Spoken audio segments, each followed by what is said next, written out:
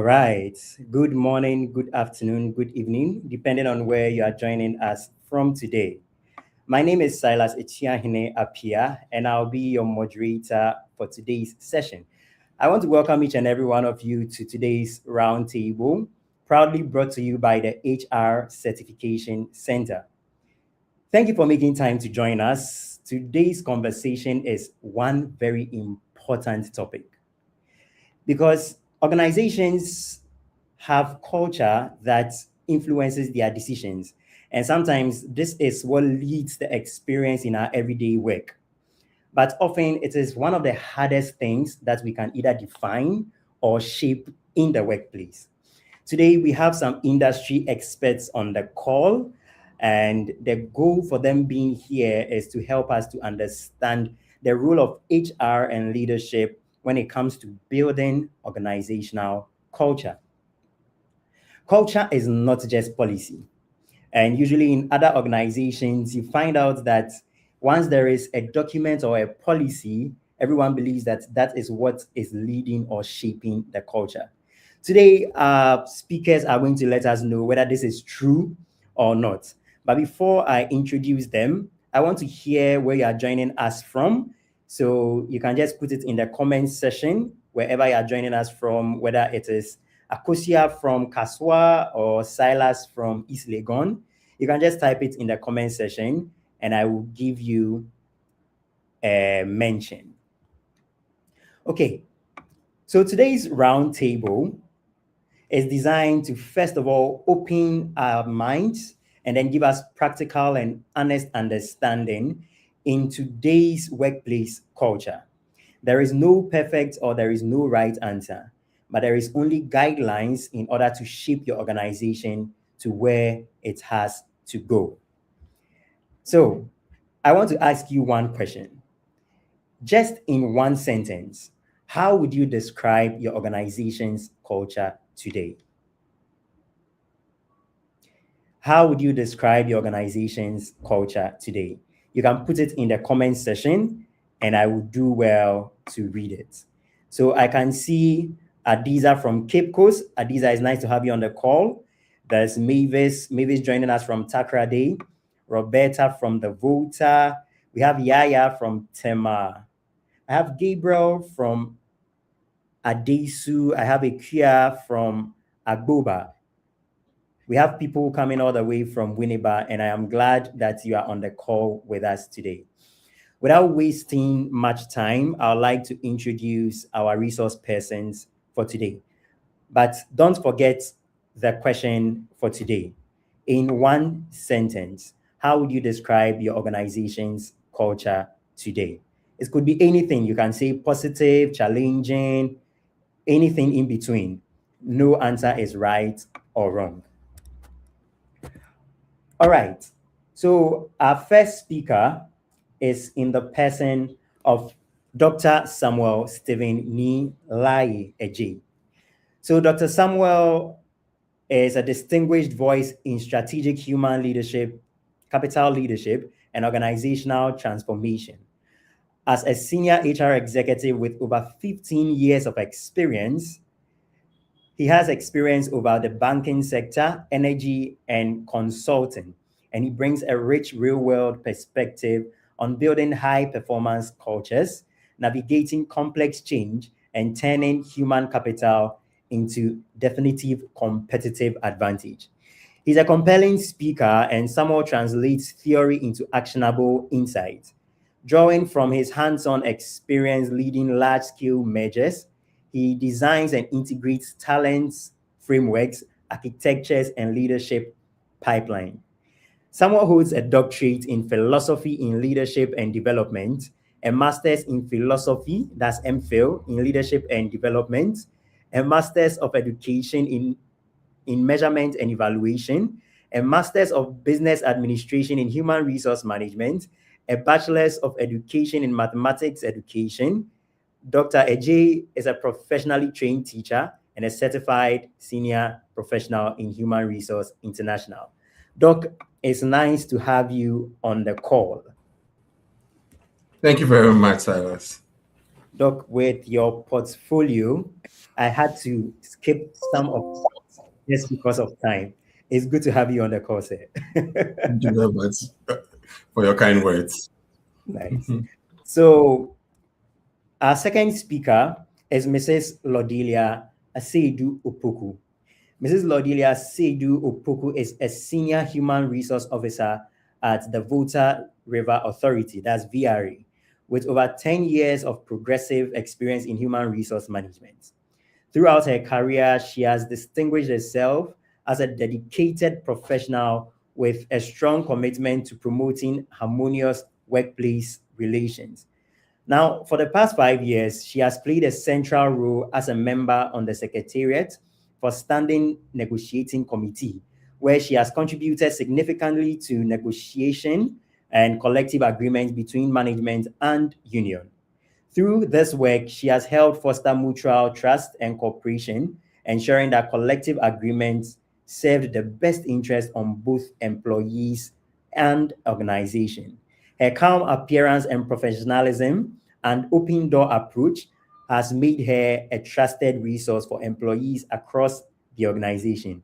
She has created safe spaces for employees by explaining the organization's policies and programs during HR fairs that have greatly contributed to strengthening HR relationships within authority. Educationally, Mrs. Opoku holds a master's degree in management and administration from the University of Ghana. She's a student member of the Chartered Institute of Human Resource Management, that is CIHRM Ghana, and she is currently pursuing a professional executive master's in administrative dispute resolution at the Institute of Paralegal Training and Leadership Study. Madam, it's nice to have you on the call. Thank you very much, Silas. I And also had to reduce the things I was reading for you as well. And I'm very happy, and I believe our listeners are so privileged to have such heavyweights on the call to share their insights on today's topic. It's good to have you on the call. thank you for having Thank you. us. Okay. So before we zoom into today's conversation, I'd like to take your opening remarks. So I'll take Samuel first, then I'll take Lodelia. Okay, thank you very much, Silas, and good morning again, afternoon, and evening to our listeners wherever they would be found. And it's a great privilege to be on the call. And I believe this topic is quite significant, especially in any organization, because for me, it sets the tone for whether the organization is going to thrive or the organization is going to plummet. Having said that, I also believe that the usual uh, definition for culture being the shared way of life of a group of people, and in this case, in the organization that we or organizations that we find ourselves in, not only the way of life, but that which affects the behaviors, which affects values shared, which affects beliefs, norms, language, things that we do. What it means for me is that culture is very significant and is the lifeline or the blood of any organization.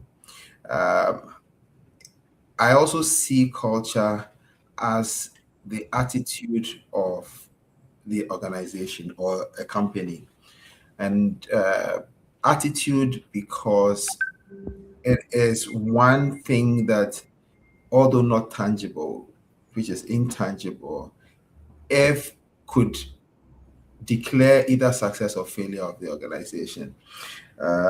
So it is something that we need to be very, very intentional about in dealing with. Otherwise, our organizations will not want us, or we will not have an organization to be with. So with these few words, as my opening remarks for culture. Thank you. That's great. Thank you, Doc. And you mentioned one very key thing, that culture is the attitude of the organization. That's a very great statement. So, Lodelia, we'll take your opening remark, then we zoom into the questions for today. Thank you once again. Doc has said it all, but I believe there's still some in the pot. Good afternoon to our distinguished colleagues, our leaders, our HR professionals, and thank you very much once again for having me. I deem it's a very great opportunity and honor to join this roundtable discussions. You bear with me that culture is a very delicate issue. It lies at the heart of every organization, and for that matter, the success or the defeat of that organization lies in its culture. You also agree with me that culture is not just what we see on the slogans, what we hear, the mission statements, the vision you see posted all around your walls in your organization. No, culture goes beyond that. It's basically your behavior you exhibit, your attitude when no one is watching. I remember when we were kids growing up, we used to say culture is the way people do these things, the way people walk, the way Yes. people sleep, So basically, an organization's culture tells what the organization is, and um, what people actually do when no one is watching, the decisions they make, how they even resolve the conflicts that arise, and how people feel. Culture entails a lot, but because it's a discussion, we are going to delve deeper. I will put a stop here, and then as we go on, we'll explain further for people to participate and understand more. Thank you. All right. Thank you so much. And that was very key. And I noticed something in the submission of both Lodelia and Samuel, and you kept mentioning the word attitude, attitude, whilst you were talking about culture. So I'll take something from Lodelia. First of all, who truly owns an organization's culture, especially when it comes to practice? Are we looking at HR? Are we looking at leadership? Are we looking at everyone? We kept mentioning the word attitude. Who presents this attitude in the organization, especially when it comes to our practice? For me, I would say HR owns culture. Why do I say so? Because HR has the sole responsibility for human resource management in every organization. And so, right from recruiting, onboarding, performance, even exits. And so, HR owns the culture in every organization. HR plays a very important role because whatever culture that you want to enforce, it is HR. Whatever culture you want to whatever culture you want to do away with, it is still HR. And so a friend of mine will say that those attitudes you see that you don't sanction, then you cannot say they are policies, or you cannot say that they are desirable culture. No, once you establish that this culture is not good, and so you sanction it, then you can say that is a policy. And for that, and who is a custodian of policy? Pol- HR is always the custodian of policies. We make sure, or we have the support of line managers in order to properly come out with broad guidelines that monitor, or that help us to shape behavior of employees. And so that is why for me, I took a firm stance in the beginning that HR owns culture. HR is also the owner of culture because HR is the sole responsibility and has ultimate responsibility for every aspect of the employee. HR formulates policies. HR is the auditor. HR ensures that the policies are being followed to the latter and non-compliance is punished. HR serves as a service provider. Okay, so you have an issue, your first point of call is the HR office. Apart from your line manager, HR officers there. HR has a responsibility in maintaining discipline, building capacity of both employees and the line managers. And so, undisputably, I'll say HR owns culture. Right. That was a good delivery. Doc, would you want to add your voice to it? Yes, yes. Okay. Thank you very much, Silas. And like you you just mentioned, Lolita has eloquently told us who owns a culture. I would add on by saying that culture is a shared responsibility. So usually, um, leadership, HR, and some staff would promulgate things that we say are culture or is the culture of the organization. Um, and leadership then expects HR to put these into writing or to put this into systems. Um, Once we have these systems, um, it is like a structure, and we enforce the structure, and everyone else then will have a bite, as in, for every member of staff, we would expect that they would follow through with what we want to see the organization to be. And as one renowned economist defined leadership, it says leadership is cause and everything else is effect, Mm, meaning that leadership sets the tone. And then we pick as HR practitioners what leadership, the tone that leadership has set. We put them into actionable systems, and then and policies, obviously. And then we live the policies, and then we expect that staff will also follow through. Um, our role is usually institutional rather than symbolic. And Odidia has spoken about the role that we play in leading the culture of the organization, and or living the culture of the organization.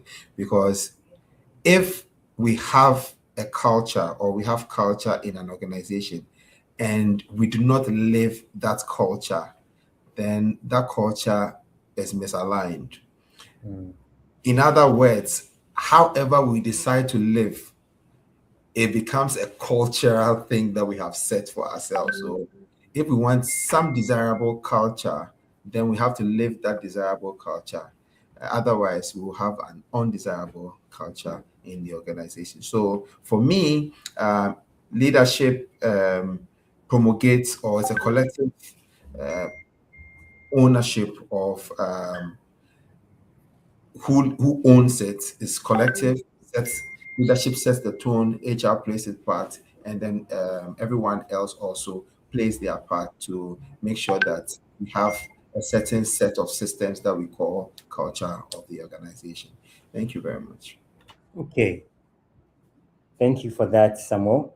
So then, based on Lodilia's delivery and Samuel's delivery, what I've noted down is that leadership leadership, HR, and then even the employees come together to create the culture. Nonetheless, the HR is responsible for making sure that everything moves smoothly or becomes something like a gatekeeper when it comes to making sure that the culture works. But Samuel, you made mention of living the culture. That culture is something that has to be lived.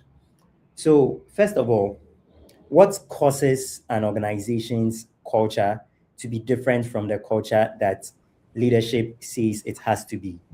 For instance, there are instances where leadership would note somewhere that, or would mention somewhere that this is how the organization behaves, or this is our culture as a business.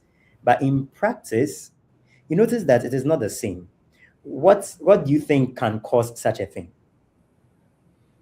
Okay, so I would look at it from this point of view.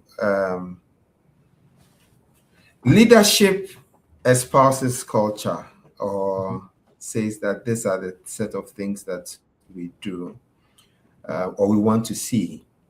But if culture is shaped by one, what is rewarded, two, by what is promoted, three, by what is tolerated, and I'm going to break them down.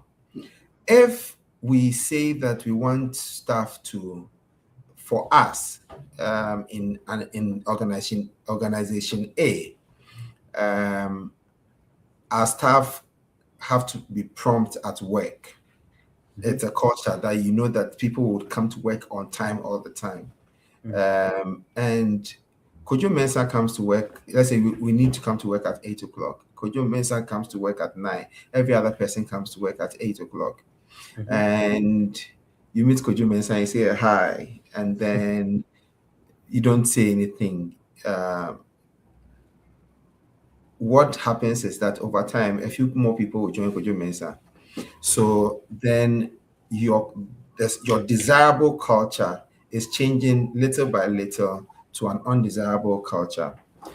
Now, you do not talk about what you do not want to see. You tolerate the things that you do not want to see. It then becomes a culture of its own. And usually what we would say is that there's a misalignment on what you want to see and what is actually practiced. What also happens is that when leadership decides that what is in the book is not enforced, and usually the enforcers are the HR practitioners like us. It's not enforced by line managers because we need the help of line managers to also enforce culture. So then values are broken. The practices that are enacted are on one end, and then people are also doing their own thing. What happens is that there's a contradiction of what is espoused and what is practiced. Once we have the way things go, I mean, things go, we expect things to be in one way, but the way things are working is another way. What happens is that people would say that the culture is how the things work here, not necessarily what is espoused by leadership and what has been written or put in systems for us to manage. Okay. So how things work, but not how leadership has said it should be. That's Right. very key. Lord Delia, would you want to add your voice to that? Yes.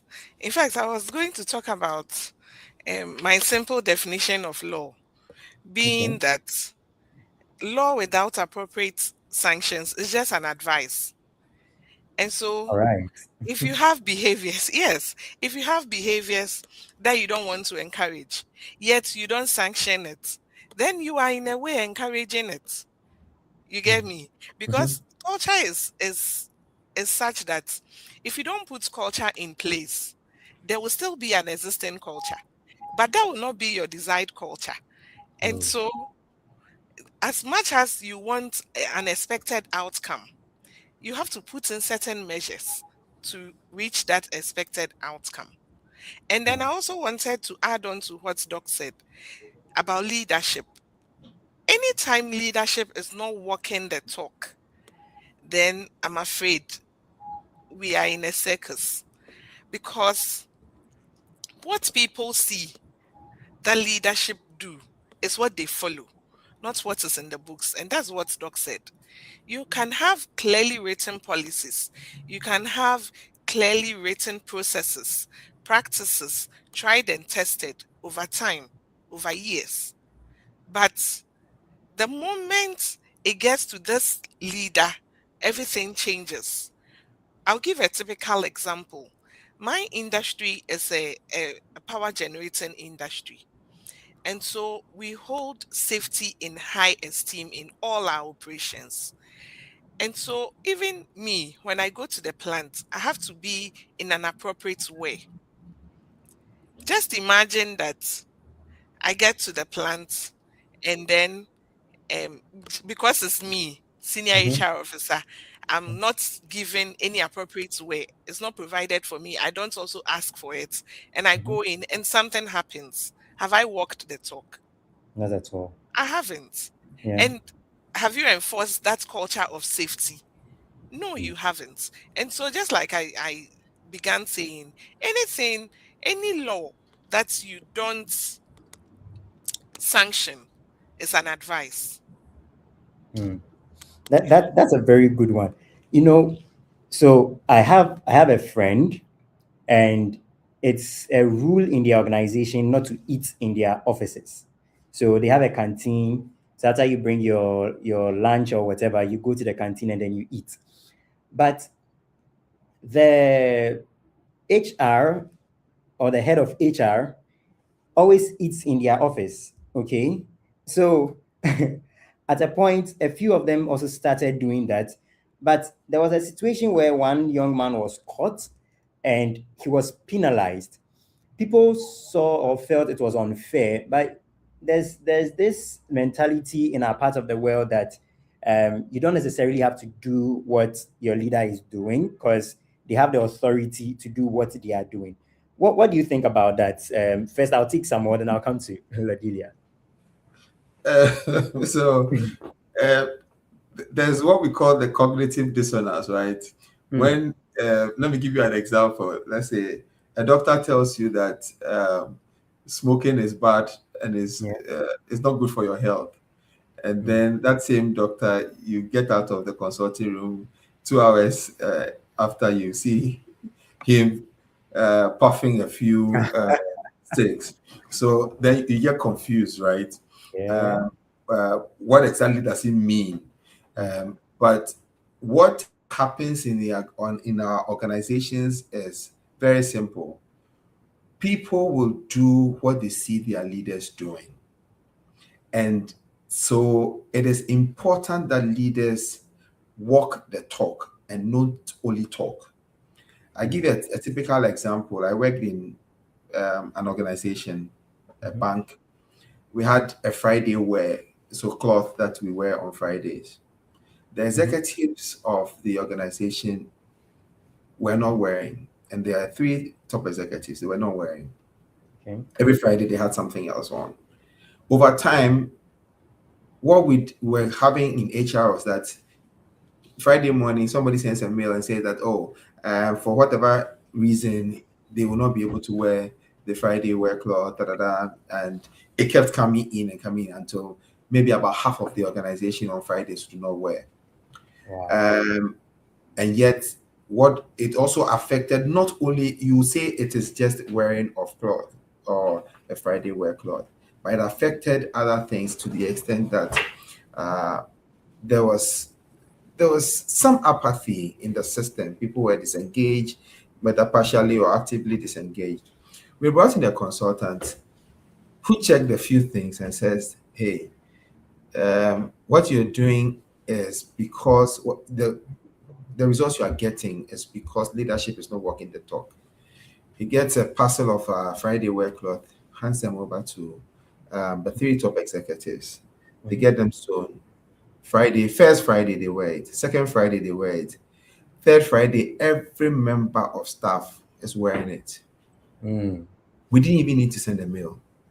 And mm, so, if leadership walks the talk, they set the right tone for culture to persist in the organization. So, whatever desirable culture you want, please let leadership implement it by That's practice, and beautiful. it will That's become. that's beautiful. That's beautiful. Lodilia, I want to build up on what Samuel said. He made mention of the leaders walking their talk.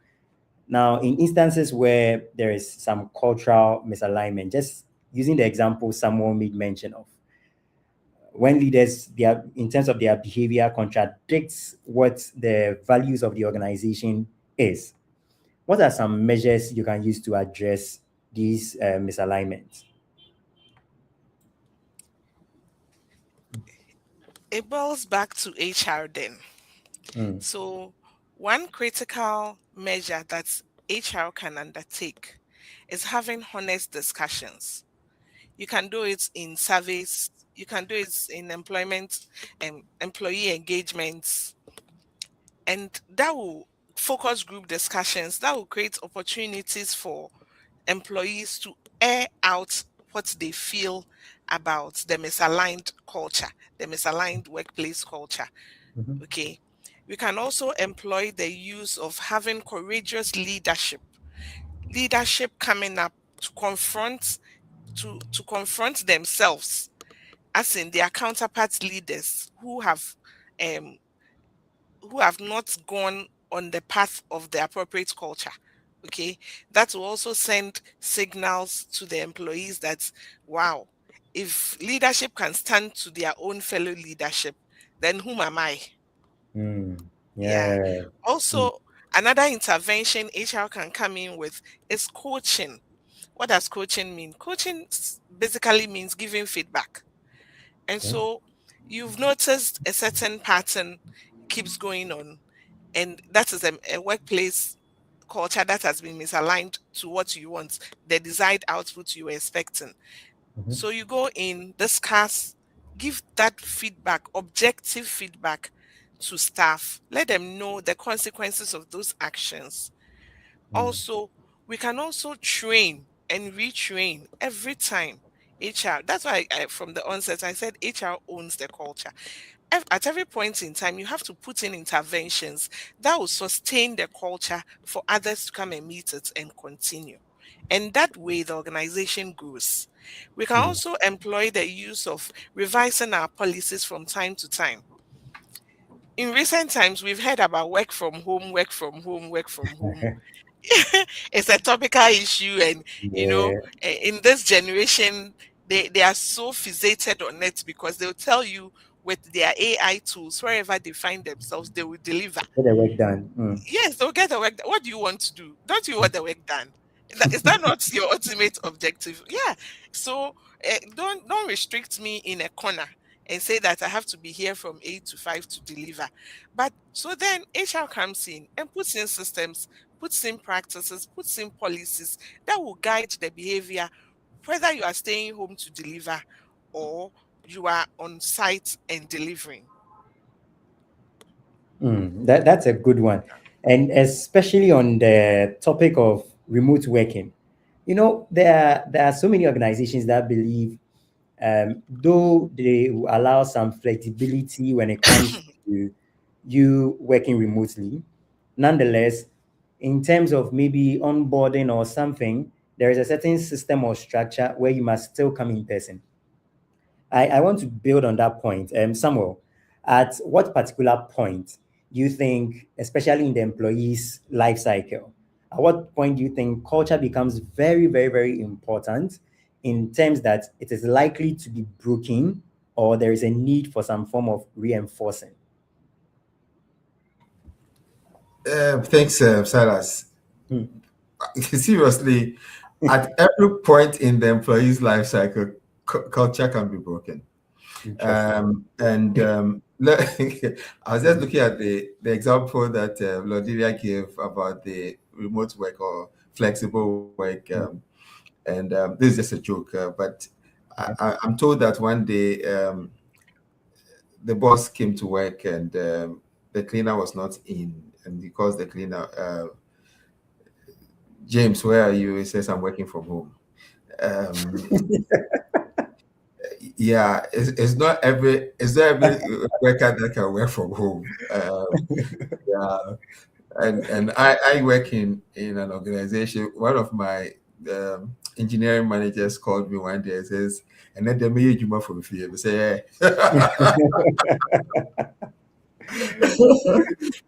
because but to come back to the question that you asked, at every point in time in the employee life cycle, we could have either a reinforcement of culture, Mhm. or we could have culture broken, whether Okay. it's from onboarding, how we meet people, whether it's from performance reviews. Like I mentioned from the beginning, if what you reward persists. So if you reward abysmal work, oh, trust you me, you're going to get more of it. Mhm. If in promotions you say that, okay, a staff must be consistently an A player for 2 years or 3 years, and the person will be Mhm. promoted, and then a staff is a B player, and you promote the B player, what you are telling others is that you don't need to get A to get Be promotion. They are promoted. Yeah. promoted. So, and even I mean, at every point, even including the exit process. Mm. I mean, if you are applying even the exit process, uh, should I say, in favor of others, you're doing. People are watching. One of the things that I keep hammering is that you can have the nice written policies, you can have the nice written things that you say. You can articulate them very professionally. But if your actions are at variance with what is systemized, people are going to follow the actions.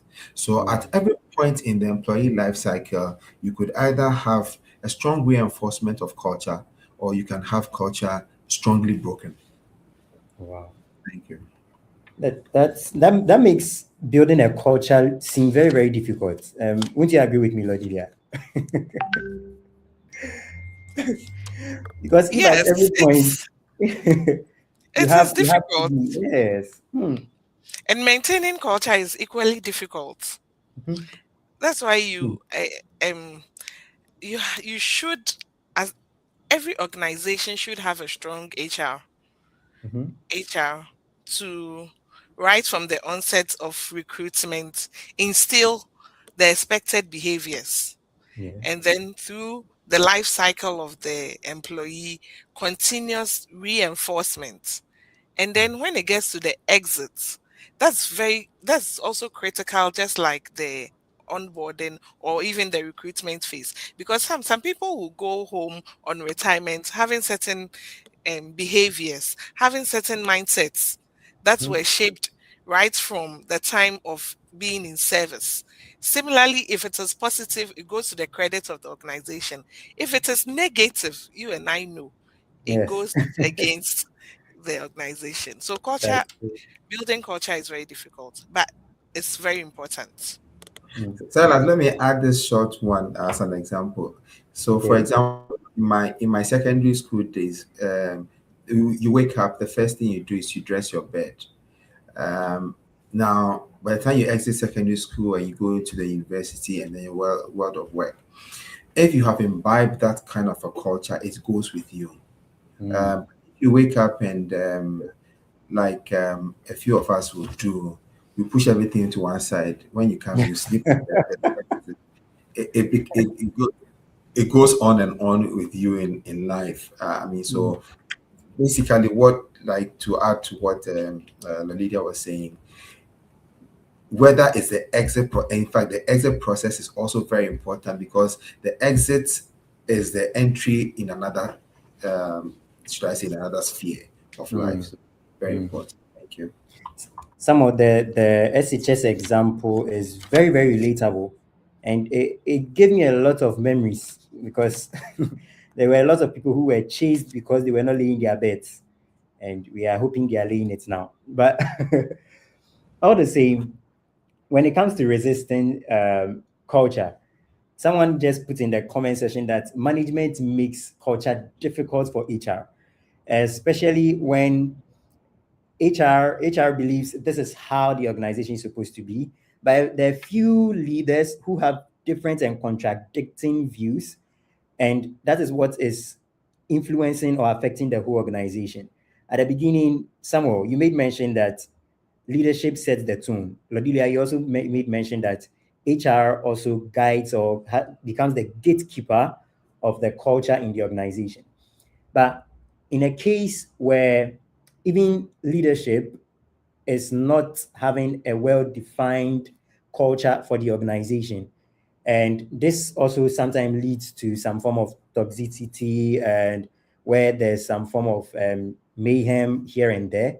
What can you do as an HR? Sometimes some of us on the call, we don't have departments, we don't have colleagues. We are single individuals who are manning the whole HR department. What can you do, especially in the face of resistance or in the face of some kind of confusion when it comes to leadership, focus when it comes to HR? I'll take Lodilia, then I'll listen to Samuel.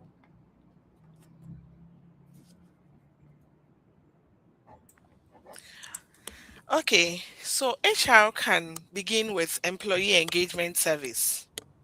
There, you gather a lot of information, and HR must be intentional about the information that we gather.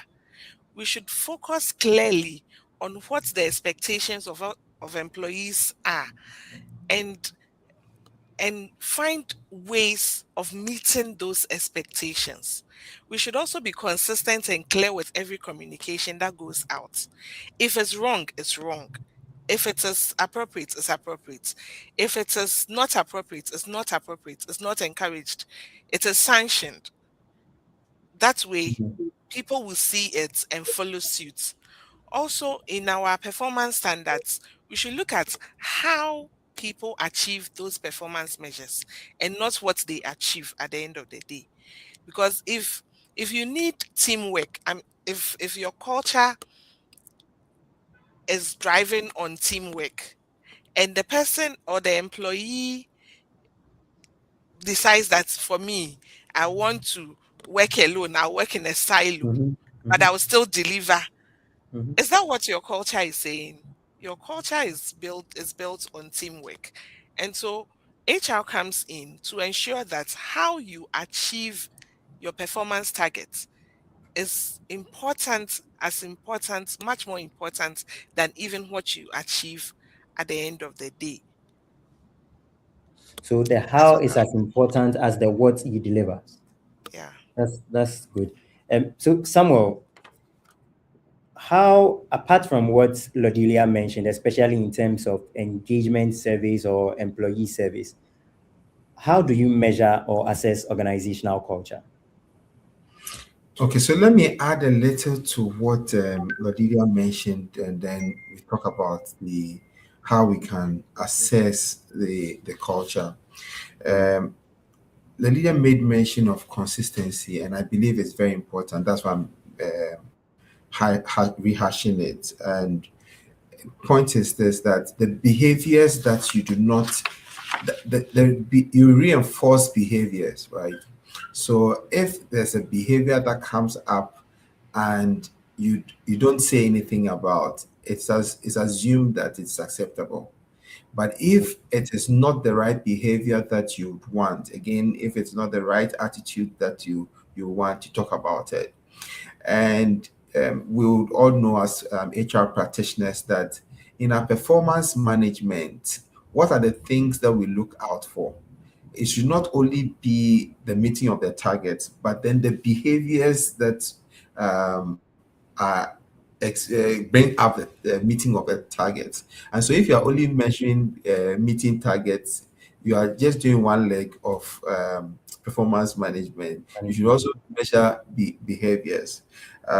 So it is important that, and Lodina mentioned, talking about surveys to find out, you need to get the root cause of the toxicity in the organization. if you do not, don't just look at what the symptoms are. Like you go to the hospital and you tell the doctor that you are feeling this, you are feeling that. The doctor Mm. is listening to you, but is trying to find out the exact problem that is making Yeah. you feel the way you are feeling. And so we should be focused on getting the root causes of the negative behaviors or the negative cultures that are that is coming up from the organization. And once we are able to get the root causes, then we will know which behaviors are warped or which behaviors need more propping or which behaviors we need to encourage. Mhm. And then we, in some organizations or in many organizations, sometimes once these things are noticed, like from the engagement surveys that we have, um, we are discussing it. You know, the last time when we were looking at things, even Silas mentioned that Mr. CEO, you don't do this. And when someone greets you, Mr. CEO, you don't respond.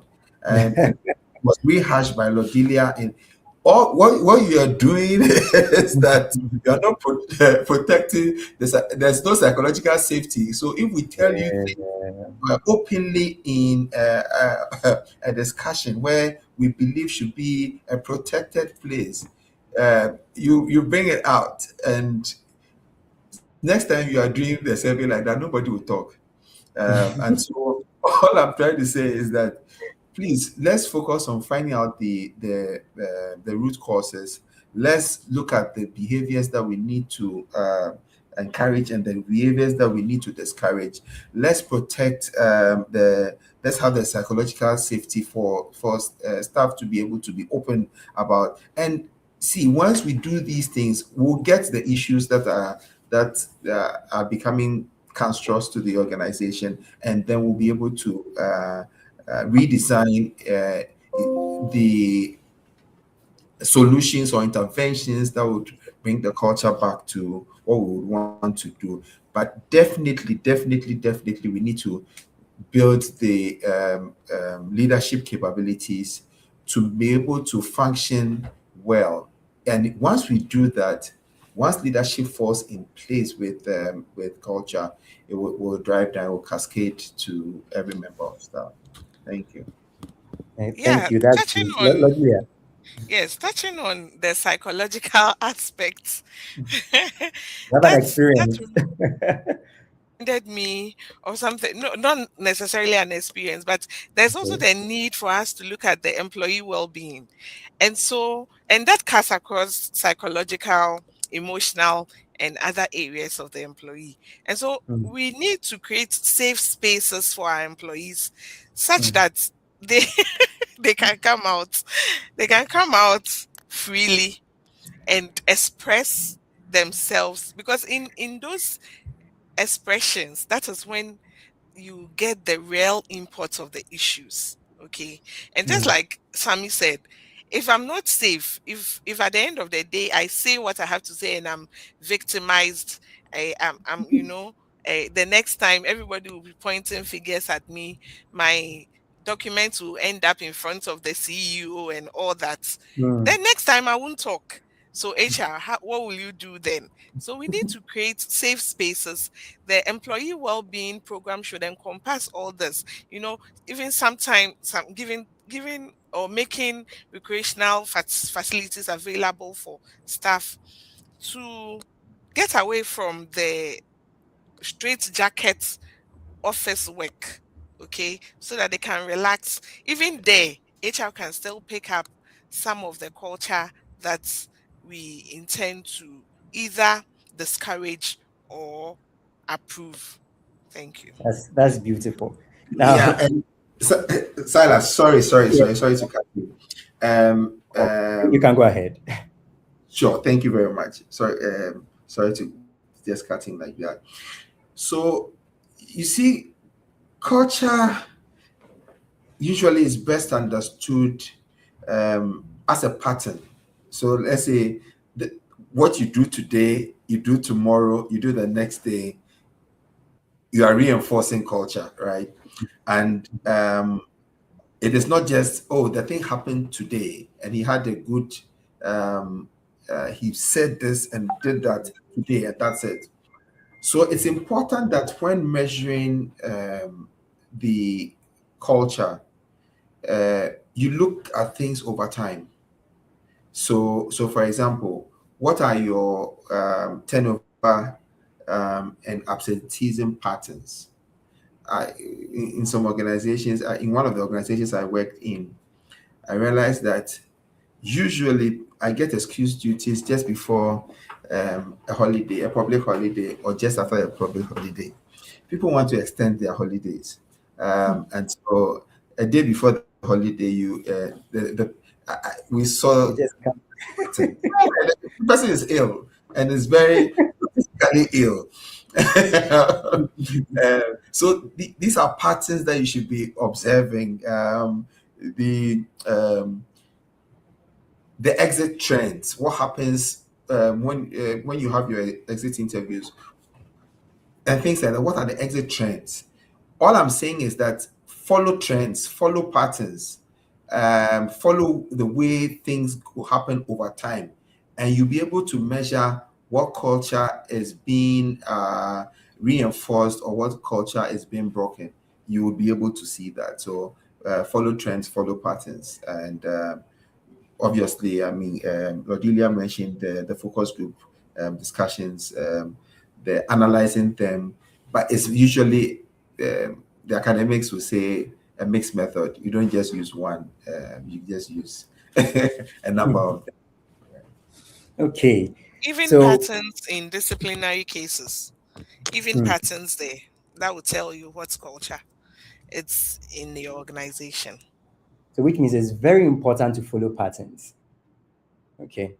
Now, based on this, because our time is almost up, we have to take some questions. But before I ask my final question, I want our listeners to know that you can put your questions in the comment section, and we are going to open up for a quick Q&A where industry experts or resource persons will touch on some of the things that have been bothering you, especially in your organization.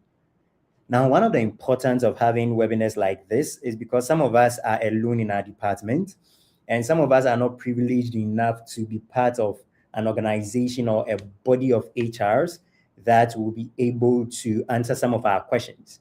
Feel free to put your question here, and just as Lodilia and Samuel said, this is a safe space. We will not take you out or trick you. Okay, now, Lodilia, I want you to, this is more practical, or let me say personal. So personally, what is um what is one particular resistance that you faced personally, especially when you decided to change a certain kind of culture in an organization, or when you tried to influence culture? What resistance did you face, and how were you able to manage that kind of resistance? This is more personal.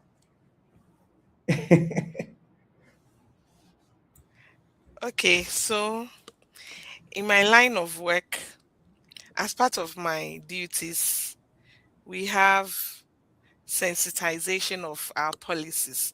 So from Mm, time to time, we bring our policies to the doorsteps of our employees. We explain it to the latter. I mean, we give wow. practical scenarios for them to understand it better Mm, based on some of the patterns that we see coming up in our disciplinary cases. mm, And so there was this one time we were having a session like that, and I got the I got a feedback from one of the employees saying, "Oh, nah, if I just took um a stapler to my house, that one too, will you call it, yes, will you call it stealing? Why? Because a stapler need there say hear me will fear you know." wow. And later I returned it. Maybe I made the buy it. So why would you call that stealing? But is this a behavior we want to encourage?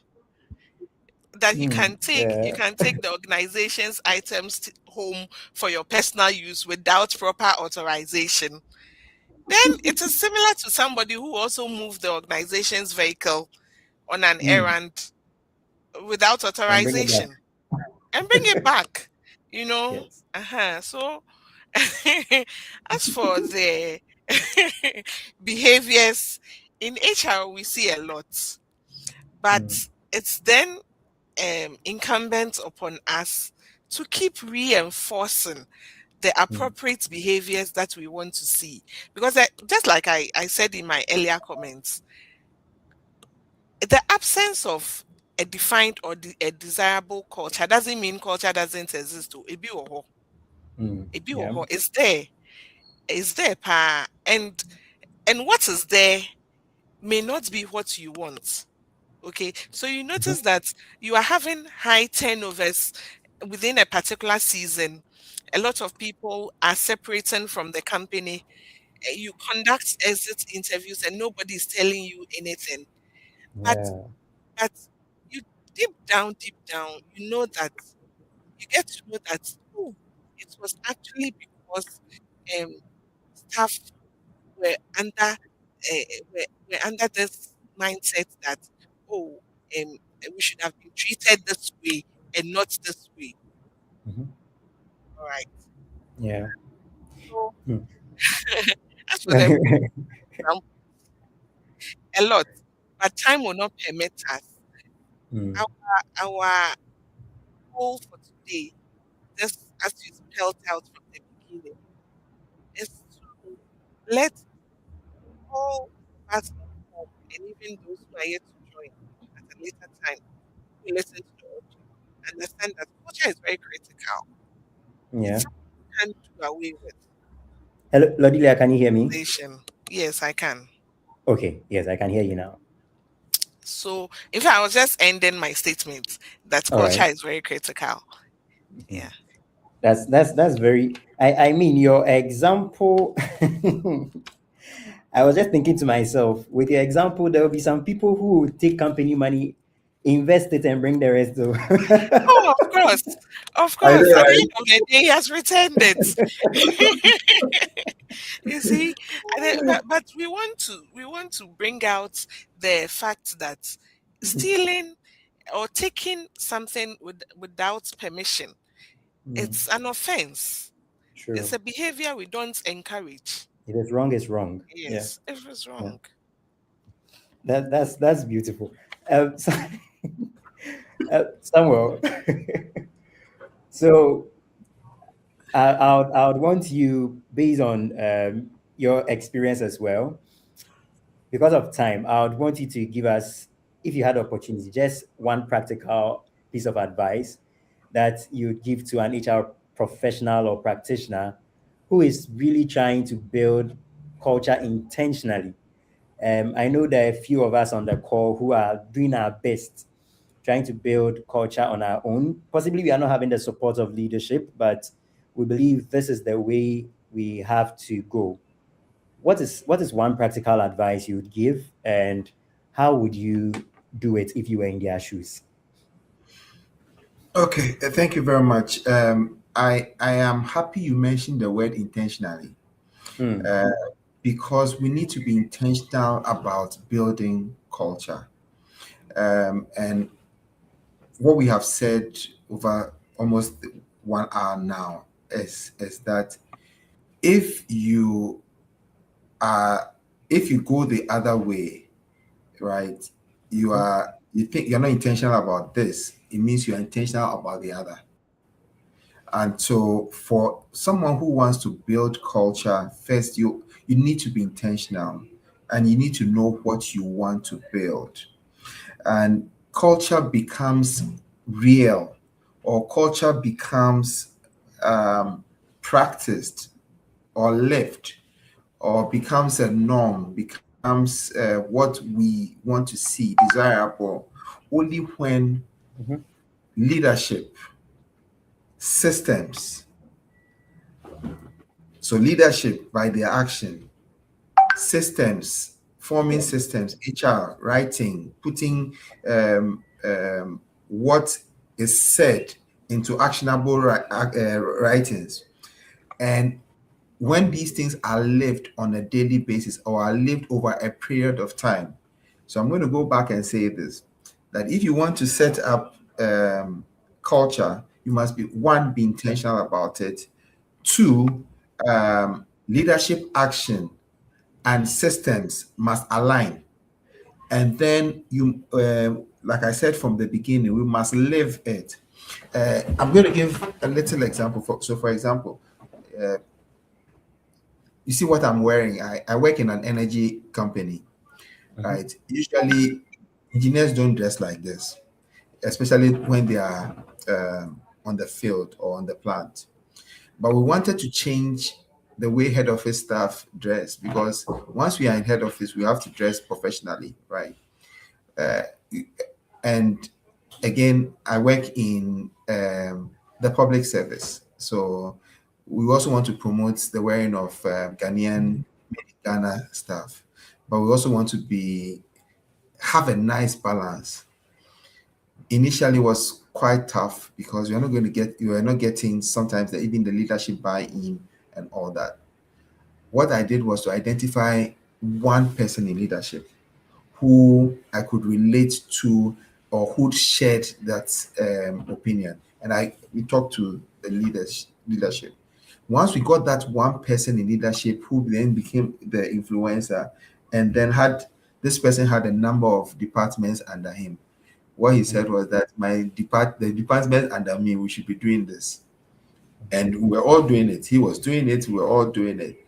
What it invariably did was that the people under him were doing it. It affected the people under the other person as well. And together, we were able to change a certain culture, or we were able to build a certain desirable culture.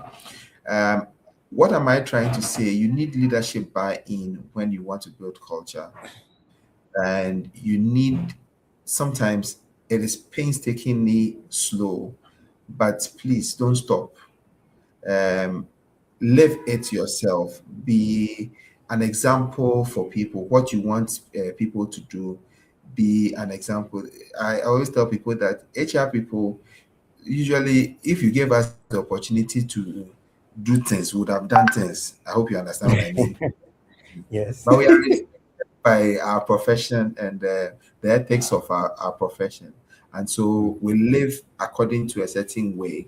And once we do that, it's easier for you to get people to follow suit rather than say anything. People watch you and then they live the way you live. They'll not take things home without asking for permission. Because you will not do that. They will be punctual because you don't say be punctual, but you are punctual. You are. So let's live the culture that we want to see. Let's get enablers. Let's get people who would join us to do same, and then together, little by little, we'll get there. Thank you. Thank you, Samuel. That was a beautiful submission. And from everything you have both said, one of my key takeaways is that you can't establish culture without leadership. And leadership must walk the talk when it comes to establishing or building a formidable culture. Now, we have a few questions here from our listeners. But before we take the questions, I'd like us to take a quick word from the HR Certification Center, which is the organization that is bringing us this webinar today. So we'll take a quick word from HR Certification Center, and we'll be back to answer the questions. Stay tuned.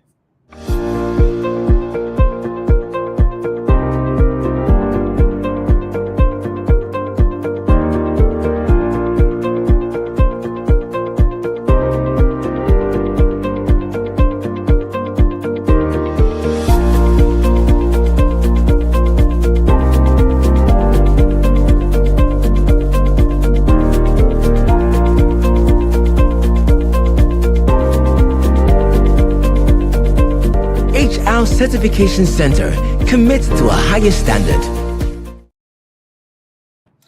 All right, welcome back. And that was a quick word from the HR Certification Center, an HR training provider specialized in preparing candidates to sit and write the International HR exam. So if you're an HR professional and you're looking forward to becoming a chartered or a certified HR professional, this is the place for you. Lodelia, Samuel, I have a few questions. And whilst we were taking the ad, I was just reading through, and I know you'll be excited to answer some of these ones. So I'll take the first one. Now, Kofi Annan is asking, and the question is, what do you do when the culture you have built over the years, another manager takes over from you and the person changes things? What do you do? So Lodelia, you can take it, then I'll hear from Samuel, then we move to the next question. Okay, so Kofi, the culture you've built over the years, I believe, has also been documented in your policies, in your processes, in your practices. And so there's the need for you to get the new manager to understand why those systems have been built with those policies. Yeah. Okay. Then once there's an understanding, there's appreciation. The new manager appreciates it, and there are tried and tested results. And so the new manager will get to know that because we put these measures, we have adopted this culture, these are the results we show. The positive ones should be encouraged, and the negative ones at a point in time should be reformed, because culture is dynamic, it doesn't stay static.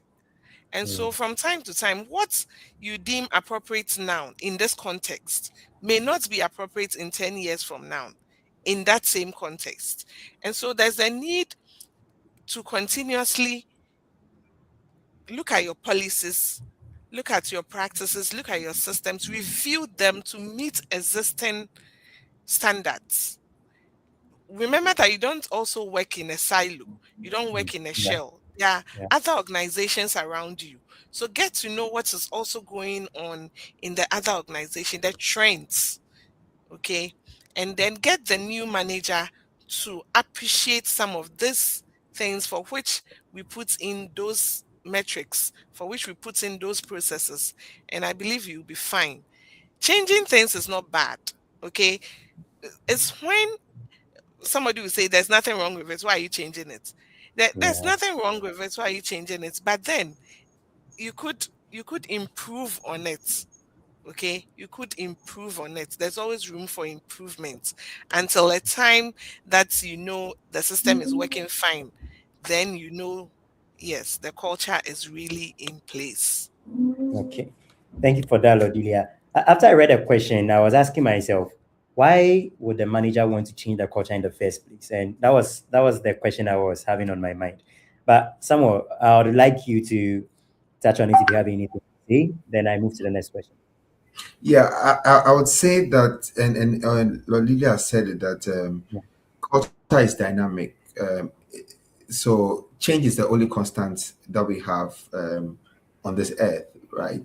And so what we see as a flamboyant culture over time, we need to modify it, we need to change it, we need to add on to it. And sometimes, depending on what is happening in the organization, organizations also go through their own phases, right? And the phases of the particular phase that the organization is in can also determine the kind of culture that would persist or will be accentuated in that organization.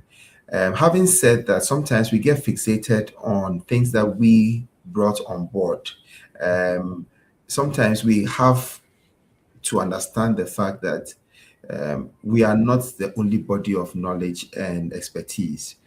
You'll be surprised to know some of the things or some of the cultures that are working very well in organizations, and the people who really brought those ideas.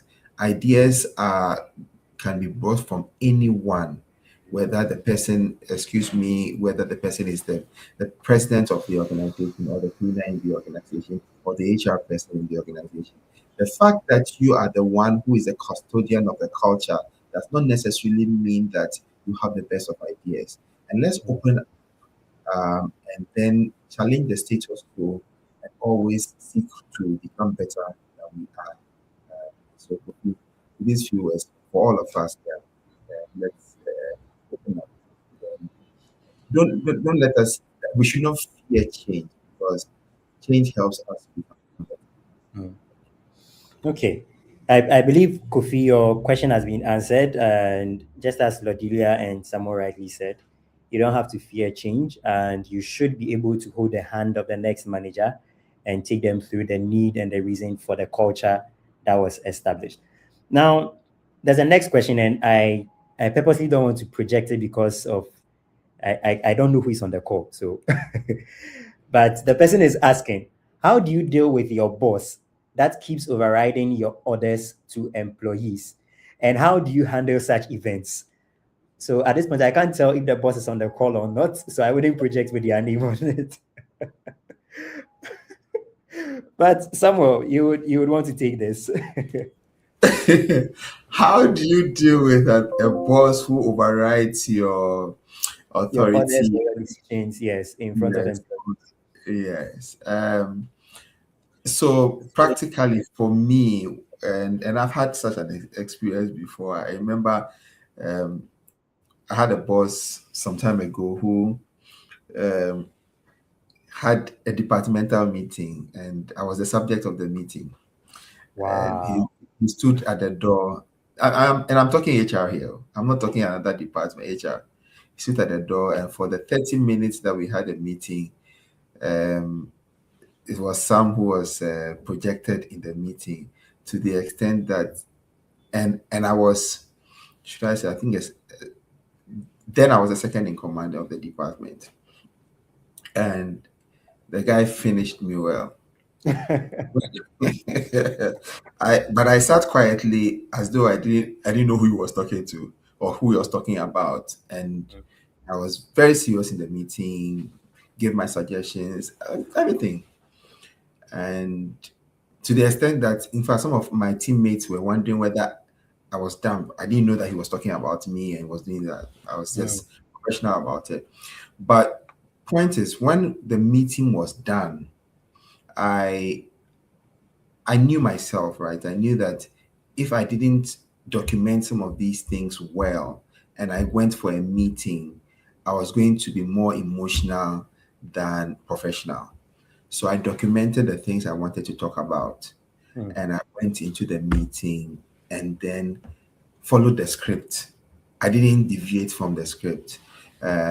And I made him understand that if you undermine my authority with my subordinates or with my junior team members, what it means is that when you are not there, everybody has a field day. And guess what? We are working. I always say that I work for my boss. I don't work for my organization. I work to make my boss look good. And so, mm, and if you are not there, we will all have a nice party. And guess what? When your boss comes, he's going to finish you. And but I made him understand the magnitude of what he was doing. Yes, you were doing this to me in front of these people, but what it meant is that what you were eroding the next level of authority, and once that next level of authority is eroded, um, that there's no cushion anymore. mm, The next time it will come to you directly. It was not an easy take from him, but I made my point clear. After which I sent a mail about the fact of things I thought would help the department better, and I left it as at that. Um, Initially, from that meeting, I was not getting any work to do because they'll call every other person and then they'll not give me. you're The being interesting sidelined. interesting thing is that my junior team members, when they have the issues, they come to me, and I do as if there's nothing wrong, help them out with what has to be done, and then they take it. At the end of the day, we want productivity of the organization and the team, but again, it's quite difficult to do that. But know yourself first, document these things, and then please have those hard talk Conversation. conversations is very necessary. We do. Don't push anything under the carpet. That's what I would say. Thanks. Know yourself, I was going to document say it, that and have a conversation. Yeah, I was Lodilia. I was going to say that it's very, very important that in such situations you remain composed. You remain composed at all costs and professional. And so, just like Sammy said, in order not to be swayed away with your emotions, documents is very Yes. necessary so that when you go, you'll be able to articulate your points clearly without emotions. And then also your points will be very objective. Don't go around something that looks like a girl. No, if it's a girl, state the Okay. fact it's a girl. Don't don't go around. But in all, in all, let's find a way, find a very polite way, a comported way of letting your supervisor know how important it is to observe the levels of the supervisory levels um in every organization, or let me say in every department, in every unit. There's the need to observe that um level of supervisory roles. And just as Sami said, if not, then let us all go and report to the chief. You get me? Which is not possible. That is even the reason why HR makes use, or HR employs the use of line managers, because HR cannot be everywhere. Similarly, you the head of department, or you the boss, you You cannot be can't be everywhere at the anywhere. same time. Okay, so you need this line of supervisors, this line of managers, this level of supervisory roles to do the work for you. I mean, to sieve the work before it even gets to you. Okay, so when you break those authorities in another way, you are shooting yourself in the In foot. the foot. But Yeah. in a calm and composed and professional manner. Thank you. Thank you. Very, very calm, composed manner. And you have to document it. I like that point a lot. And I've noticed something about some of us, that's we HRs, we like to talk on vanity metrics, and we don't use data to talk. So usually the people we report to are not able to fully appreciate the gravity of the situation. And I like the way both Samuel and Lodilia tackled it. So then the next question is coming from Richmond, and he's asking, what should we do with employees and management who are not willing to change their behavior? What should be done to a CEO who supports a bad work culture? This one. So I'll let I'll let I'll let Samuel touch on it. Then Lodilia, you take the next question because of our time. Okay, so I'll take it from the last one. What should be done to a CEO who doesn't, who supports a bad work culture? And like I told you, I gave an example earlier on. Sometimes we need, and you have mentioned, we need data to support the work that we do, and to also let staff, or to let everyone know that once we are doing this, once we are encouraging X and Y, this will be the outcome. And sometimes, these things are not isolated. We have seen companies that have had gone that way, and the outcomes. So let's use data to speak for us, and not just our emotions. And like I said, the CEO should have a board, or yes, the board or board chair who they report to. These should come in our reports, nicely documented, stating the facts and not with emotions, but done professionally. Um, if if we do that, we are going to get the results that are desirable. But if it says what should be done, uh, what should you do with employees and Employees management and who are not management who are willing not willing to change their to behavior. change?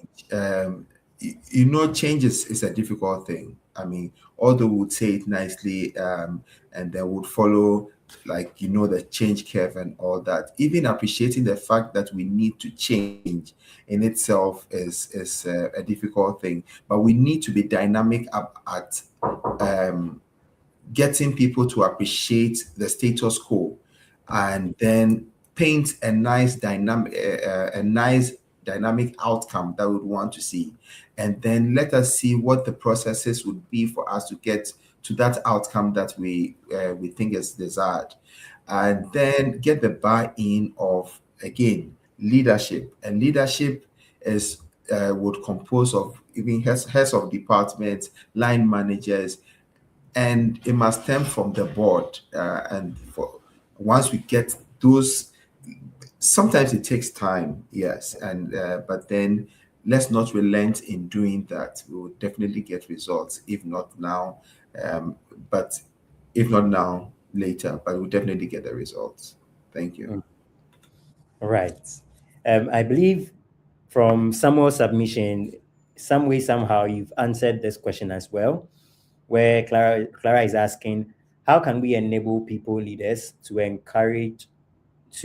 courageously call out wrong behaviors? Um, Lodilia, if you would want to just quickly touch on that, then we can move to the next question. Okay, first and foremost, I would say that we need to have honest diagnosis of issues. Okay. Um our people leaders should be given honest feedback, Mm, okay, so mhm, that they will get to understand that um you don't have to accommodate, you don't have to support, or you don't have to appreciate the wrong behavior. No, you have to at all costs call it out. out. We have Nice. I will touch on documenting the wrong behavior as well. If In order to be courageous to call out the wrong behavior, you should have facts. It should be evidence based. Mm, So that on this day, on this day, on this day, you did this, you did this, you did this, which is tantamount to this, to this, to this. The person can deny. Okay. Then also, we should have structured systems, structured policies, and procedures in place that we follow to call out wrong behavior. And so that the those partaking in wrong behaviors don't just feel like you are picking on them. No, mhm, but rather there are structured ways of recording or calling out those wrong behaviors. And so if I take you through stage one, I continue to stage two, I continue to stage three, then I'm not timid in that, but rather I'm bringing out what it is to you. mm, And then I think rewarding courageous leaders will also be something that will serve as an incentive. Okay. mhm, That when I notice a wrong pattern and I call it out, and then not necessarily sanctions are given, but rather maybe um positions are put in place such that the wrong behavior is not encouraged, mm, then I would know that, oh, let me keep doing that. Let me keep calling out the wrong. Because at mm, the end of the day, apart from being rewarded, I will be known as a statute of good morals. mm. Okay. Yeah. Yeah. Lodilia, most HRs who do that, especially in a part of the world, are termed as they call them what?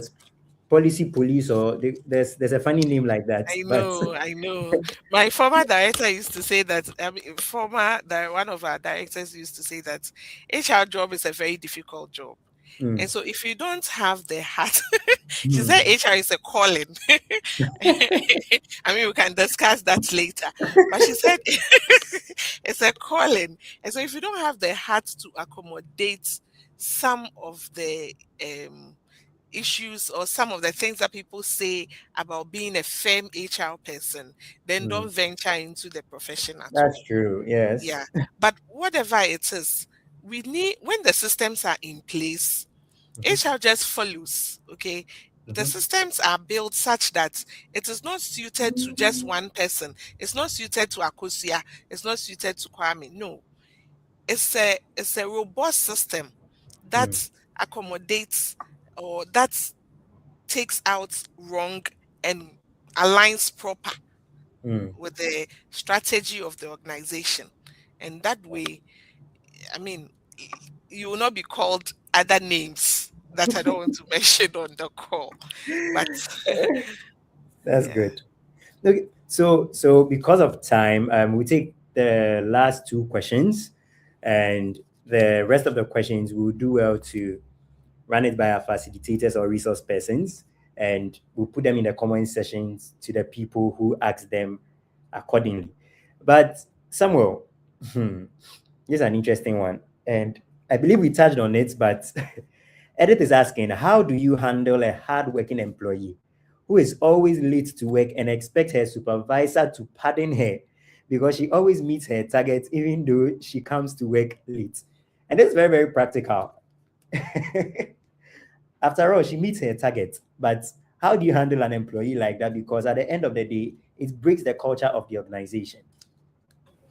Yeah, so let's compartmentalize the stuff. Mm, Meeting your target is one, coming to work is another.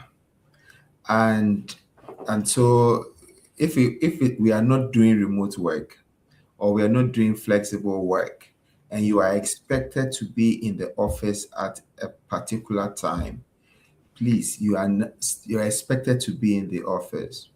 Now, again, documentation will guide us. And then two, the frank discussions, the difficult discussions or difficult conversations must be had. Now, we need to explain to this staff that seriously, you become better if you are punctual, and that is documented. That is, again, we use data to confirm all the things that we are talking about. And so it is not enough to be meeting your targets or even to be exceeding your targets. Discipline is part of it. And discipline is very important for any organization to thrive. We have said that if we do not live the other sides of the culture, then what you are doing is you are promoting the bad culture, you are promoting a worse culture. So which one would you prefer? One person meeting their targets, and coming to work late, and that lateness affects all the other people, than to say that, hey, let us all be punctual. Let's choose a truancy, and let us all together move as one block of an organization with a shared vision. And some of the times you do this with the values of the organization. The values mm, of the organization also help you to reinforce some of the cultures that you want to do. So yes, let us deal with the situations one by one and not as a collective. Thank you. that's a beautiful one. Deal with the situation one after the other. Performance is different from attendance, and that's a good one from Samuel. This will be our last question, and this question touches very, very specifically on the importance of international HR certification and having knowledge on global standards.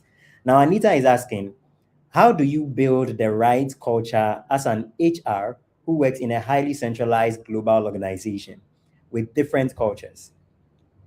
How do you promote the right culture in the local country when the headquarters does not think that particular positive culture is necessary. Example, headquarters does not think how an employee dresses to work has a direct impact on performance. But as the local HR, you know the effect that unprofessional appearance in the workplace affects your employer branding and also creates an, I think the person wanted to say, unprofessional outlook. Now, this person is talking about being the HR of a global organization. Headquarters has one point of view. You, the local HR, also has a different point of view. As an HR of such an institution, focusing on the global bit of the business, how do you influence this culture? I'll take from Lodilia, and then I'll hear Samuel, and we bring the curtains down. This is very interesting. Anita, you should bear in mind that culture is very neutral. Mm, It can be positive, it can be negative, depending on the context. And so, depending on what your company thinks is appropriate, you encourage. Depending on what your company thinks is not appropriate, you discourage. So have an honest conversation with the leadership of the company. Get to know what exactly they want in terms of outlook to the office. How mm, do they want the sister organizations, or how do they want the public to see staff or to perceive staff who work in that company? That's number mhm, one. Number two, if they appreciate that they want a certain professional outlook for staff who work in that company, that is the bedrock. So mm, from there, you build what policies you want around professional output. Okay, so that it will not be an issue of um, global dressing versus local. local dressing. Mm, No, but it is one standard across board, whether you are in headquarters or you are at the local organization level. that's And true. that goes to say that when you build the policies or you build the HR procedures very well, you will notice that it will be beneficial to the entire company and Mm, not to only headquarters or the local section. Okay. So mhm, as for dressing, I think it has to be a general policy. It has to be a general culture on what the company thinks is appropriate, and what the company thinks is appropriate should be encouraged, and what the company thinks is not appropriate should be discouraged. Clear lines, draw clear lines, and document them as well. Then you mm, come to the employees aspect. S- You have to begin to get employees to understand the need of portraying a very positive image of the organization everywhere you go.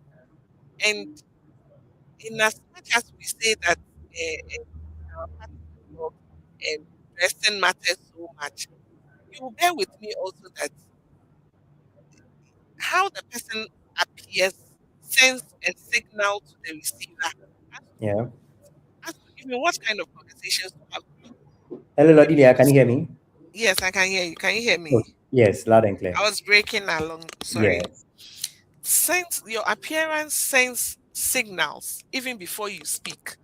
And that signals you are there portraying the organization's image. Okay. So, what image do you want the outside to see? And that should be a clear objective in your policy. Thank you.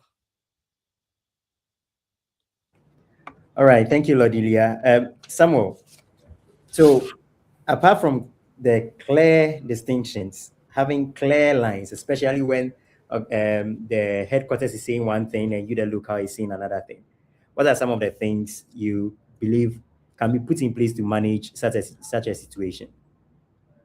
Okay, so let me use an example to buttress a point. And Lydia, I like the example, what you have talked about. So I worked in an organization, a similar organization where headquarters somewhere else, and I was in Ghana working. Now, what we realized was that headquarters, and let me use the dressing, did not care what you wear. But if you are a bank, for example, your appearance, like you say, speaks volumes before you even say a word. And like Newton's third law of motion, action and reaction are opposite and equal.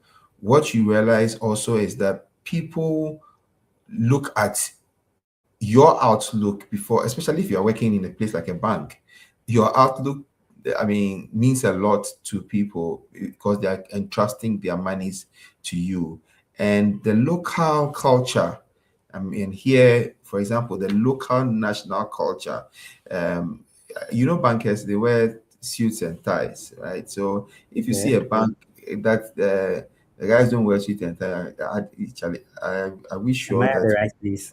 yeah, when I take my money there is safe. But what we did, again, from where I worked, was that there was a global HR team, right, that met from time to time, and we used data. So we looked at the number of other similar organizations in our industry that were doing one thing, and we were the only standouts, and what they were getting versus what we are getting.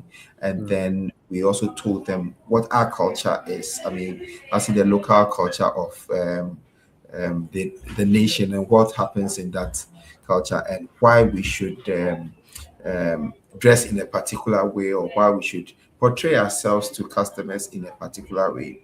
Initially, again, like you said, from that's the culture of the organization. They want the global standard to be followed. But then over time, they understood the ripple effect, what's the effect of what uh, we're talking about, because it affected numbers, it affected figures and yeah. everything. And figures don't lie. I mean, once you have the figures, they tell us what to do. And Yeah. then we suggested that change this a little, alter this, or slow down on this, and let's see what happens. When we started doing that, it started bringing numbers up. We didn't need a lot. We used data to help us make the case, and then to bring change. But it is not an easy thing. Sometimes it takes a long time to do that, and we need to be able to avert ourselves to it, and continue talking about it till the change happens. Thank you. Thank you. And that was a very good practical example. And I believe this is one of the modules that we tackle in our HR certification training. That is module 5, looking at the employee relations and how to understand and manage the standards of the international or multinational organizations, especially if you are here practicing in Ghana. Thank you, Lordelia. Thank you, Samuel, for your great presentation. And we have overrun our time by 38 minutes. I'll just take your closing remarks and we'll bring the curtains down on today's conversation. I'm very excited about the topic, and I believe because of time, we were not able to exhaust everything about the topic, but our listeners and our audience have learned a lot, and we have come to understand a few things about culture. Lodilia, what would you say as your closing remarks? Silas, you remember that right from the onset, I said culture sits at the heart of many organizations and Mm, employees for that matter. yes. So when you touch on culture, don't expect to finish within 1 hour because I'm telling you, it's a heartbeat. No, that's a good It's a one. heartbeat. My closing remarks or my Mm, thoughts before we end the discussion is that culture is a very strong, invisible hand that guides behavior. You can't see it, but it exists. mm, Okay. And culture builds trust over time. and even that comes to be associated with the brand of the organization. Mm, And so there's really the need for us to work hand in hand, leadership and HR working hand in hand, to make sure that we operationalize the good and acceptable cultures in our organizations.